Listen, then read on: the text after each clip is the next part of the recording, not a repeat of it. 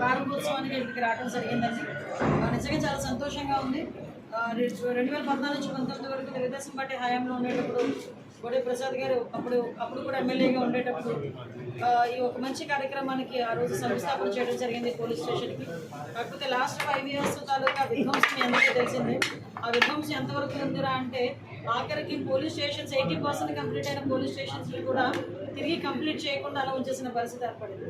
అదృష్టం ఒక రకంగా దురదృష్టం అనుకోవాలి, ఇంకొక రకంగా అదృష్టం అనుకోవాలి. ఎందుకంటే ఏ చేతుల మీదుగా అయితే శంకుస్థాపన జరిగిందో మళ్ళా తిరిగి అదే చేతుల మీదుగా ఈరోజు ప్రారంభోత్సవాలు కూడా జరిగే పరిస్థితి ఈరోజు ఈ రాష్ట్రంలో కనిపిస్తాము.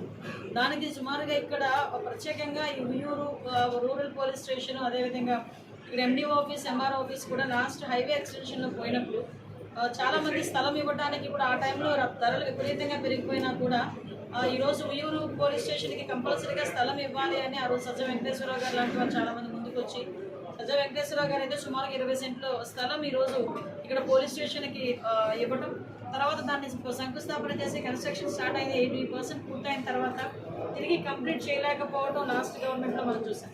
తిరిగి కంపల్సరీగా ఈ ఉయ్యూరు రూరల్ పోలీస్ స్టేషన్ రావాలి, ఎందుకంటే పాత భవనాల్లో వాళ్ళు ఉంటున్నారని ఉద్దేశం. గత ప్రభుత్వంలో అధికారుల నుండి ఎవరైతే మిమ్మల్ని అందరిని ఇబ్బంది పెట్టారో అంబటి రాంబాబు గారిని పేరుని అట్లాంటి వాళ్ళు జోలికి అసలు భయపడుతుందా గవర్నమెంట్ ఏంటి? వాళ్ళు ఇంకా నోటిఫికేషన్ మాట్లాడుతూనే ఉన్నారు కదా, చూడడానికి కష్టంగా ఉంది. ఎందుకని వాళ్ళని వదిలేస్తున్నారు? మీరు భయపడుతున్నారు వాళ్ళు? మీరు మరి ఎందుకని వాళ్ళ చర్యలు తీసుకోవాలి? ఎన్నో కేసులు ఉన్నాయి వాళ్ళ మీద, మరి ఎందుకని వాళ్ళు అట్లా వదిలేస్తారు? విషయం ఏంటంటే దేనికైనా ఒక టైం రావు. 1 year అయిపోయింది మేడం. వాళ్ళ పాత వీడియోలు చూస్తుంటే మాకే మీడియాలో ఉన్న మాకే అబ్బా అనిపిస్తుంది. మరి మీడియా కాదండి, మీకు కూడా సోషల్ రెస్పాన్సిబిలిటీ ఉంది. మీకు కూడా మీరు అందరూ కూడా పత్రికా విలేకరులు, సారీ టు సే, మీకు కూడా సోషల్ రెస్పాన్సిబిలిటీ ఉంది. కంప్లైంట్ నేనేమంటానంటే ఎవరికి ఎప్పుడు ఎక్కడ ఏం చేయాలో గవర్నమెంట్కి తెలుసు, చంద్రబాబు నాయుడు గారికి కూడా తెలుసు, ఈ ప్రజలకు కూడా తెలుసు. దయచేసి బాగే వాళ్ళు బాగుతూనే ఉంటారు, వాళ్ళ నేచర్. అలాగని వదిలిపెట్టే పరిస్థితి అయితే ఉండదు. ఓకే, అంటే అన్నిటికీ సమాధానం ఉంటుంది. కాకపోతే ఒక రోజు ఒక ముందు ఉంటుంది, ఒకరికి ఒక రోజు తర్వాత ఉంటుంది, అంతే. అంతకు మించి ఈ సిచ్యువేషన్ మేమే భయపడాల్సిన అవసరం, మేము తప్పు చేయనప్పుడు ఎవరికి భయపడాల్సిన అవసరం లేదు. అందులోనే మా నాయకుడు చంద్రబాబు నాయుడు గారు, మా ఎన్డీఏ కూటమి పవన్ కళ్యాణ్ గారు, మోడీ గారు అంతవరకు మేము ఎవరికి భయపడాల్సిన అవసరం లేదు. మేమే కాదు, మా డిపార్ట్మెంట్ కూడా ఎవరికి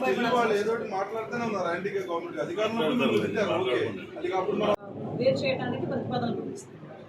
ఇక పెనుమలూరు కదా, మీరు పెనుమలూరే కదా. టౌన్ రూరల్ కలిపి సర్కిల్ ఉండేదండి. సీఏ గారు గతంలో ఉండేది. ఆ రూరల్ అంతా ఇప్పుడు కంకిపాటి కలిపారు. కంకిపాటి ఎలా? ఓకే, ఒకసారి ఫీజిబిలిటీ ఒకసారి మాట్లాడి క్లియర్ చేస్తాం. మేడం, డిజిటల్ అరెస్ట్ ద్వారా మరియు ఇన్వెస్ట్మెంట్ ఫ్రాడ్ లో చాలా మంది నష్టపోతున్నారు మేడం. దాని మీద ప్రజలకి ఒక మెసేజ్ ఇవ్వాల్సిందిగా కోరుతున్నాం. యాక్చువల్గా నిజంగా మీరు అన్నది కరెక్ట్ అండి. సైబర్ నేరాలు విపరీతంగా పెరుగుతున్నాయి. సైబర్ నేరాలు పెరగడం వల్ల పెరుగుతుంటే మీ అబ్జర్వేషన్ కూడా ఏంటంటే చదువుకున్న వాళ్ళు కూడా ఈ బాగా ట్రాపుల్లో పడుతున్నారు. కంపల్సరీగా అవేర్నెస్ పెరగాలి. చాలా మంది బెట్టింగ్ యాప్లకి, డిజిటల్ పేమెంట్స్కి, వీటికి అంటే కొంత ఒక రకంగా చెప్పాలంటే వాళ్ళు తీసుకున్న తర్వాత వాళ్ళు తిరిగి రీపేమెంట్ విషయంలో చాలా ఇబ్బందులు పెట్టడం వల్ల వాళ్ళు సూసైడ్లు చేసుకునే పరిస్థితి కూడా కనిపిస్తాము. దయచేసి ఆ విషయంలో చాలా మంది అవగాహన కలగాలి. అటువంటి వాటికి ఎట్టి పరిస్థితులు ప్రలోభాలకు లొంగకూడదు. అటువంటి వాళ్ళు ఎవరైనా వస్తే కనుక నియర్ బై పోలీస్ స్టేషన్కి కూడా వాళ్ళు కంప్లైంట్ చేయాల్సిందిగా కోరుకున్నారు. ఇంతకు ముందు కంప్లీట్గా వాయిస్ కాల్స్ వచ్చేది, మేము ఎంత అప్పిస్తాం, మేము ఎంత అప్పిస్తాం. మ్యాక్సిమం దాన్ని సెంట్రల్ గవర్నమెంట్, స్టేట్ గవర్నమెంట్ కలిపి కొంత కంట్రోల్ చేయగలుగుతుంది.